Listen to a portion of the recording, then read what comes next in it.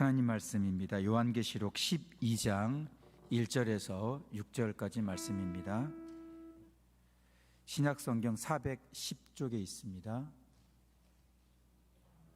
요한계시록 12장 1절에서 6절까지 말씀 한 절씩 교독하여 봉독하겠습니다. 하늘에 큰 이적이 보이니 해를 옷 입은 한 여자가 있는데 그 발 아래에는 달이 있고 그 머리에는 12별의 관을 썼더라.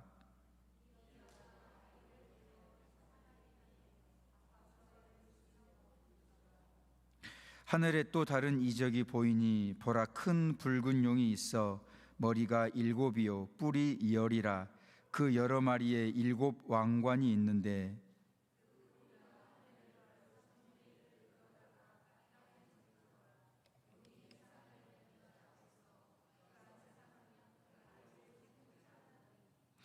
여자가 아들을 낳으니 이는 장차 철장으로 만국을 다스릴 남자라. 그 아이를 하나님 앞과 그 보좌 앞으로 올려가더라.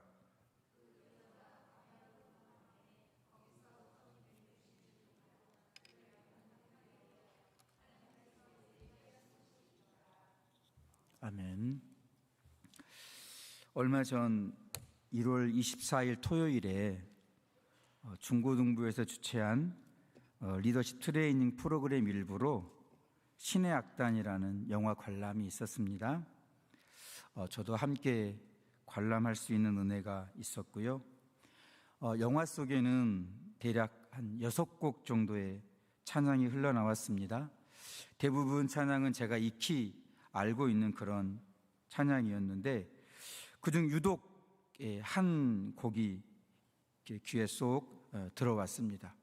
원래 영화를 보면서 들리는 음악들은 귀에 잘 안 들어오는데 특이하게 그 찬양은 참 귀에 잘 쏙 들어왔습니다. 근데 그 찬양이 원래부터 좀 일반적으로 퍼져 있었지만 저 개인적으로는 처음 들어보는 찬양이었습니다.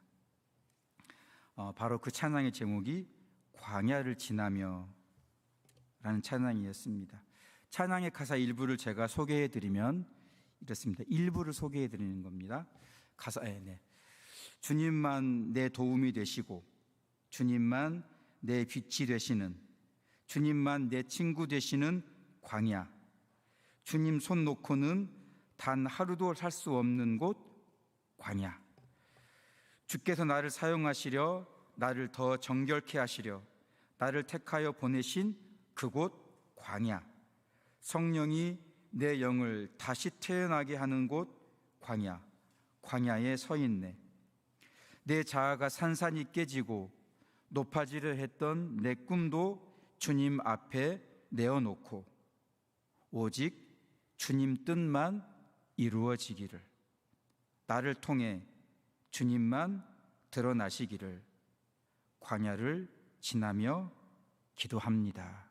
이 마지막 구절은 문맥상 그런 것 같아서 제가 붙여봤습니다. 광야를 지나면서 내 안에 이런 마음이 막 드러나기를, 광야를 지나면서 주님 기도합니다. 주님 뜻만 이루어지기를, 그리고 나를 통하여서 주님만 드러나시기를, 또 내가 아니더라도 주님만 드러나시기를 광야를 지나며 기도합니다. 처음 들어보는 찬양이었지만 계속 귀에 맴돌아서 제가 찬양을 다운받아 듣고 또 듣고 묵상하게 되었습니다. 그러는 동안 한 가지 질문이 툭 튀어 올라왔습니다. 도대체 광야가 어떤 곳일까? 광야가 어떤 곳일까? 왜 광야일까? 왜 하필 광야에서 이토록 복된 성도의 아름다움이 만들어지는 것일까? 다른 곳이 아니라 왜 꼭 하필 광야에서 성도의 아름다움이 만들어지는 것일까? 계속해서 질문을 던지는 동안 성경 말씀 한 구절이 머리를 쓱 스치고 지나갔습니다. 그 말씀이 바로 오늘 본문의 말씀입니다. 그 중에서도 6절 말씀이 바로 그 말씀이었습니다. 그 여자가 광야로 도망하며 거기서 광야겠죠. 거기서 1260일 동안 그를 양육하기 위하여 하나님께서 예비하신 곳이 있더라. 여기 등장하는 여자는 예수 그리스도를 낳고 성도를 낳은 교회를 상징합니다. 요한계시록 절대 어렵지 않습니다. 전 절대 요한계시록 어렵다고 말하지 않습니다. 너무 쉬운 책이 요한계시록입니다. 여자는 예수님을 낳고 성도를 낳은 교회를 상징합니다. 그리고 오늘 본문은 1절부터 6절까지는 사탄과 세상의 모든 악으로부터 교회를 지키시고 보호하시고 양육하시는, 어린아이를 끌어안고 양육하시는 하나님의 은혜를 상징적으로 표현해 주는 말씀이 바로 오늘 본문의 말씀입니다. 특히 방금 읽은 6절은 하나님께서 교회를 지키시고 보호하시고 양육하시는 장소를 특정해 주고 있는데 그 장소가 바로 광야라는 것입니다. 그것도 그냥 광야가 아니라 하나님께서 성도를 위해 친히 정성을 들이고 마음을 쏟아 예비하고 준비하신 광야입니다. 광야는 싫지요. 그렇죠? 누가 광야를 좋아하겠습니까? 그러나 우리의 마음의 시선을 거꾸로, 다시 말하면 믿음의 눈으로 본다면 광야는 하나님이 성도들을 위해 친히 손수 예비하시고 준비하신 복된 곳이라는 것을 오늘 말씀은 우리에게 일러주고 있습니다. 네, 광야는 바로 성도를 위한 복되고 은혜로운 장소인 것입니다. 광야는 이렇게 성도를 위한 장소이기도 하지만 하나님께서도 매우 특별하게 여기시는 장소입니다. 성도들에게도 특별한 장소가 광야지만 하나님께도 특별한 장소가 광야라는 것입니다. 왜냐하면 하나님께서 예레미야 2장 2절에 이렇게 말씀하고 계시기 때문입니다. 예레미야 2장 2절입니다. 가서 예루살렘의 귀에 외칠지니라. 여호와께서 이와 같이 말씀하시기를 내가 너를 위하여 내 청년의 때의 인애와 내 신혼 때의 사랑을 기억하노니 내 청년의 때의 인애와 내 신혼 때의 사랑을 기억하노니 곧 씨 뿌리지 못하는 땅 그 광야에서 나를 따랐음이라. 인애는 헤세드라는 말로서 불쌍한 자에게 베푸는 값 없는 호의나 친절, 인정, 많음을 의미합니다. 인애, 헤세드는 불쌍한 자들에게 베풀어주는 그런 은혜를 말하는 거죠. 사랑은 아하바라는 말입니다. 성경에 보면 아합이라는 이름 알죠? 그 아합이 이름이 참 예쁩니다. 원래는 사랑이라는 이름이죠. 사랑은 아하바라는 말로서 모든 백성에게 베푸시는 값없는 선택의 은혜를 의미합니다. 하나님이 광야에서 백성들을 향하여 이토록 아름다운 은혜를 베푸셨다는 것은, 광야에서 이렇게 아름다운 은혜를 베푸셨다는 것은 마치 하나님께서 광야를 신랑 신부가 결혼하여 함께 거하는 가장 행복한 공간인 신혼집으로 비유하고 있다는 것입니다. 광야는 성도들에게 은혜로운 장소이지만 광야는 하나님께 성도들과 연합하는 신혼집처럼, 결혼을 막 한 신랑 신부가 함께 거하는 신혼집처럼 아름답고 복된 곳이 또 어디 있겠습니까? 하나님이 광야를 그렇게 여기신다는 것입니다. 하나님이 광야에서 백성들과 함께 하시며 마치 백성들에게 장가 들어가는 그런 비유로 하나님이 표현하고 있다는 것입니다. 이렇게 광야는 성도들에게도 하나님께도 특별한 장소라는 것입니다.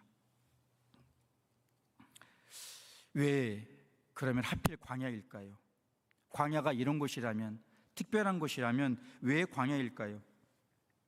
광야는 성도들에게 더할 나위 없는 최고의 행복을 가져다 주는 심령의 가난함이 만들어지는 곳이기 때문입니다. 다시 말을 좀 바꿔보면 성도의 최고의 행복, 더할 나위 없는 행복을 가져다주는 그 심령의 가난함, 마음의 가난함이 다른 곳에서 만들어지는 것이 아니라 광야에서 만들어지기 때문에 광야라는 것입니다. 경험적으로 경험을 해보신 분들은 지금 말씀이 이해가 되겠지요. 우리가 익히 잘 알고 있는 것처럼 마태복음 5장 3절은 성도에게 최고의 행복이 비에티튜드, 영어로는 그렇게 이제 해석을 합니다. 최고의 행복, 지복. 마태복음 5장 3절은 성도에게 최고의 행복이 심령의 가난함에 있다고 선언하고 있습니다. 그 이유는 다 아시는 것처럼 심령이 가난한 자가 천국, 곧 하나님을 소유하기 때문입니다. 여기 가난하다라는 말은 헬라어로는 푸토코스인데 이 단어는 원래 히브리어 아니라는 단어를 번역한 것입니다. 아니, 그래, 이게 아니라 그냥 아니입니다.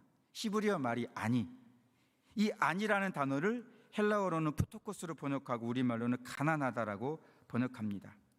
이 아니라는 단어의 의미를 문맥에 맞게 적절하게 해석하기 위해서 우리는 신명기 8장 2절, 3절 말씀을 살펴보아야 합니다.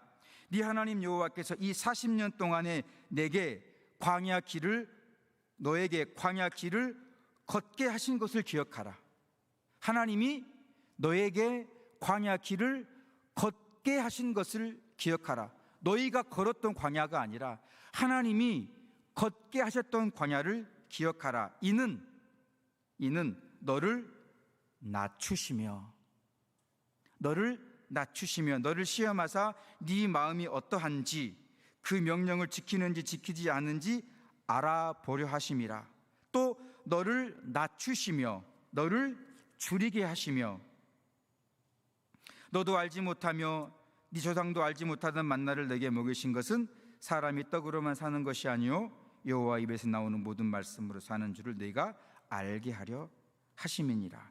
이 본문에 기록된 신명기 8장 2절 3절에 기록된 낮추시며 라는 말이 바로 히브리어 아니라는 말이고, 이 개념을 마태복음 5장 3절 3절에서 심령이 가난하다는 그 표현을 할 때 바로 사용된 단어인 것입니다. 이 아니라는 말은 광야라는 어렵고 힘겨운 외부의 환경, 광야라는 어렵고 힘겨운 외부의 환경으로 사람을 짓눌러서, 어려운 환경으로 사람을 짓눌러서 사람을 괴롭게 하고 그 사람을 비참하고 비천하게 만드는 것입니다.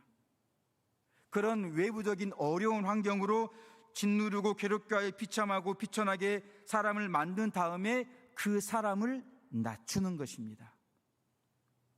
그리고 이렇게 비천하게 낮아진 사람들은 그 비천함과 괴로움 때문에 막 부르짖게 됩니다. 그 비천함과 그 괴로움에서 벗어나기 위해서 자기 스스로는 그 비천함과 그 괴로움에서 벗어날 수 없기 때문에 자기가 아닌 다른 누군가가 다른 외부에서 자기에게 와서 자기를 도와 그 어려움과 그 곤란함에서 건져주기를 간절히 바라는 그 마음이 바로 가난한 마음이라는 것입니다. 그렇습니다. 하나님은 이스라엘 백성들을 애굽에서 건져내신 이후에 가나안 땅으로, 편안함과 안락함이 있는 가나안 땅으로 바로 인도하지 않으시고 백성들의 마음을 아름답게 만드시기 위해, 다시 말하면 백성들의 마음을 가난한 심령으로 만드시기 위해 씨 뿌리지 못하는 땅인 광야로 인도하셨던 것입니다. 반대로 말하면 이스라엘 백성들이 스스로 광야 길을 선택한 것이 아닙니다. 요한계시록 12장 6절에 말씀하신 것처럼 성도들이 선택해서 걸은 것이 아니라 하나님이 성도들을 양육하기 위해, 성도들을 지키고 보호하기 위해, 성도의 영혼을 아름답게 가꾸어 가기 위해 친히 손수 예비하신, 선택하신 그곳이 바로 광야라는 것입니다. 인간 본성 자체로는 결코 스스로 자원하여 광야길을 선택하려 하지 않습니다. 우리의 본성 자체가 그렇다라는 것이죠. 그러하기에 하나님께서 직접 친히 자신의 백성들을 광야로 데리고 가신 것입니다. 다시 말하면 하나님은 자신이 사랑하는 백성들에게 가난한 심령을 만들어 주셔서 사람의 노력이 아무런 소용이 없는 그 광야, 사람의 능력이 아무런 소용이 없는 그 광야, 사람의 노력과 능력의 가치가 전혀 쓸데가 없다는 사실이 폭로되는 그 광야로 인도하셨던 것입니다. 가난한 심령을 만들어 주시기 위해, 또 자기 자신에 대한 철저한 실망과 자기 자신의 무가치함에 대한 뼈저린 인식과 함께 오직 외부에서 곧 하늘에서 도움의 손길을 뻗쳐주지 않으면 도저히 생존할 수 없는 그 광야로 데리고 가신 것입니다. 성도들의 마음에 가난한 심령을 만들어 주시기 위해서입니다. 그래서 그 광야에서 거지가 양식을 구할 때 갖는 가난한 마음은 조금 좀 노골적으로 표현하면 거지와 같은 심정이라고 표현할 수 있습니다. 거지는 자기가 구걸하는 것을 얻지 못하면 구걸하여 얻지 못하면 거의 죽음이죠. 거지는, 죄송합니다, 좀 표현이 거칠어도 양해 바랍니다. 거지는 자기 생존을 위해 구걸을 합니다. 가난한 마음이란 바로 그런 마음이라는 거죠. 생존을 위해 간절히 구하는 거지처럼 우리 영혼을 위해 하나님의 은혜를 구하는 것입니다. 하나님의 도움에 손길만을 찾고 구하고 기다리는 그런 것입니다. 낮고 천한 마음의 가난함인 것입니다. 그 마음은 바로 하나님께서 광야를 통해 백성들의 마음에 빚어주는 것입니다.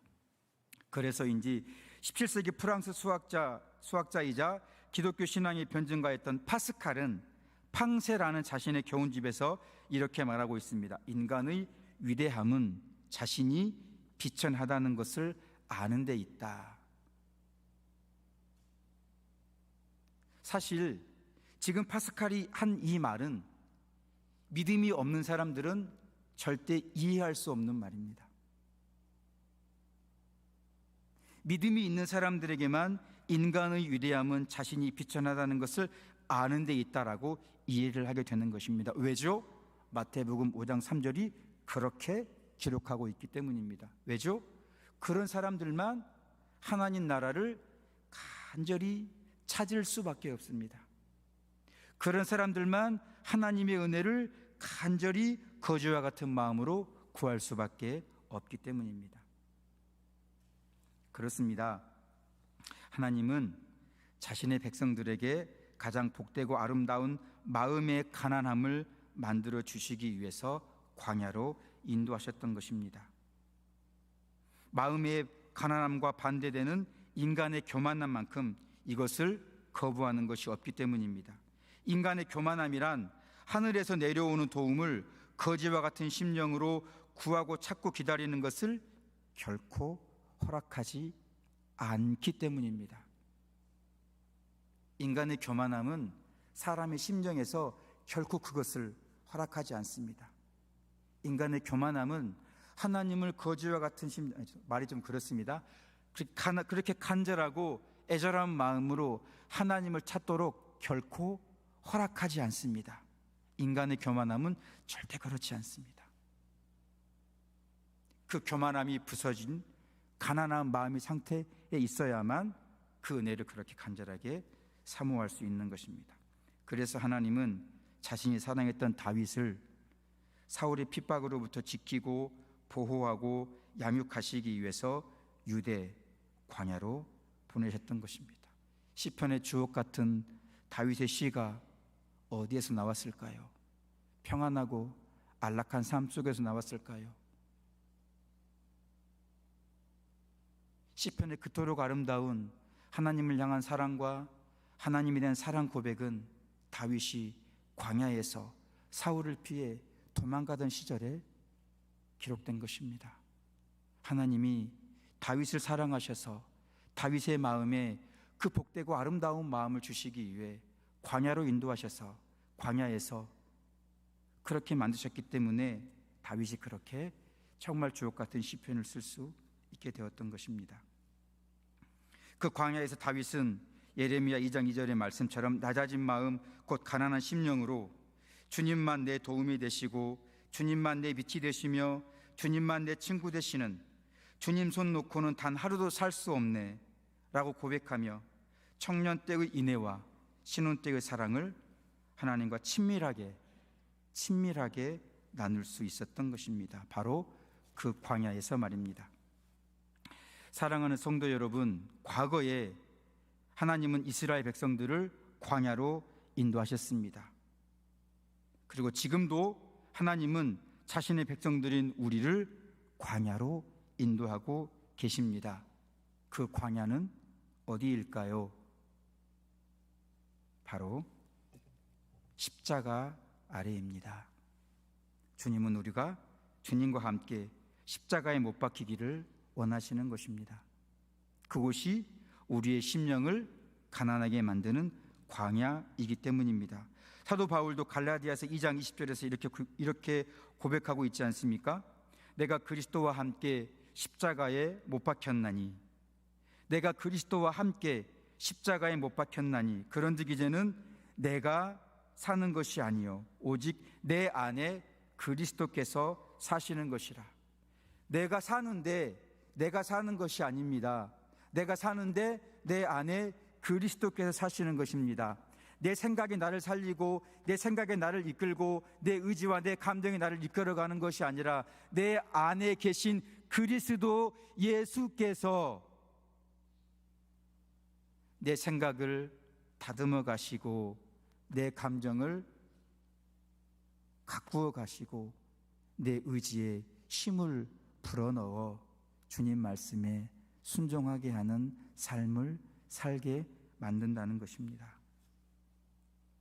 삶의 여러 가지 정황들을 겪게 하시거나 삶의 여러 가지 무게들을 인내하게 하시거나 자기 자신 안에 있는 타락한 본성과 나약함을 보게 하시고 그로 인하여 괴로워하게 하시고 그로 인하여 낮아지게 하시고 그로 인하여 가난하게 하시고 그런 상황 속에서도 포기하고 좌절하지 않고 인내하고 견디며 하나님의 뜻과 명령에 온전히 순종하는 삶을 살아야 하는 그 예수 그리스도의 십자가 곧 광야로 우리를 인도하신다는 것입니다. 우리는 그 광야에서 애통함과 온유함, 의에 주리게 됨과 긍휼히 여기게 됨, 마음의 청결함과 화평케함, 의를 위하여 핍박받기를 원하는 결단의 마음을 얻게 됩니다. 광야인 십자가 아래서. 그리고 그 결과 우리는 하나님 나라와 위로를 얻게 되고 참된 배부름이 무엇인지를 알게 되는 것이고 긍휼히 여김을 받게 되는 것이고 하나님을 보게 되는 은혜를 누리게 되는 것입니다. 여기에 더하여 우리는 하나님의 아들이라 칭함을 받는 이 땅에서는 어디에서도 얻을 수 없는 영광스러운 은혜와 칭호를 얻게 되고 결국에는 하나님 나라에 들어가게 되는 것입니다. 사랑하는 성도 여러분, 광야는 한 번 지나고 나면 모든 것을 완성시키는 그런 곳이 아닙니다. 내가 예전에 광야를 한번 지났다 하여서 내 삶과 내 신앙이 완성되지 않습니다. 광야는 마치 자동차의 주유소, 전기 자동차의 충전소와 같은 곳입니다. 주행하다가 연료가 다 떨어지면 다시 달리기 위해 연료를 충전하기 위해 오는 주유소 또는 전기 충전소와 같은 곳입니다. 광야는 경건 충전소와 같은 곳입니다. 광야는 경외 충전소와 같은 곳입니다. 광야는 거룩 충전소와 같은 곳입니다. 세상에 살면서 세상에 집중하다가 잃어버렸던 경건과 잃어버린 경외와 세속화된 거룩을 다시 충전하고 회복하여 세상을 향하여 하나님을 향한 경건과 하나님에 대한 경외와 거룩한 빛을 발산하는 삶을 만들어내는 충전소와 같은 곳이 바로 광야입니다. 한번 들어갔다 나왔다 해서 우리의 신앙과 우리의 믿음을 완성시키는 곳이 결코 아닙니다. 그러니 주님만 내 도움이 되시고 주님만 내 빛이 되시며 주님만 내 친구 되시는 광야에서, 주님 손 놓고는 단 하루도 살 수 없는 그 광야에서 주께서 나를 사용하시려, 나를 더 정결케 하시려 나를 택하여 보내신 그곳 광야에서, 성령이 내 영을 다시 태어나게 하는 곳 광야에서 이러한 회복과 충전의 은혜를 얻어가시기를 주님의 이름으로 축복합니다. 그리하여 그 광야에서 내 자아가 산산이 깨지고 높아지려 했던 내 꿈도 주님 앞에 다 내려놓고 오직 주님 뜻만 이루어지기를 바라는, 나를 통해, 아니 내가 아니어도 주님만 드러나시기를 바라며 기도하며 광야를 지나가는 우리 모두가 되기를 예수님의 이름으로 축복합니다.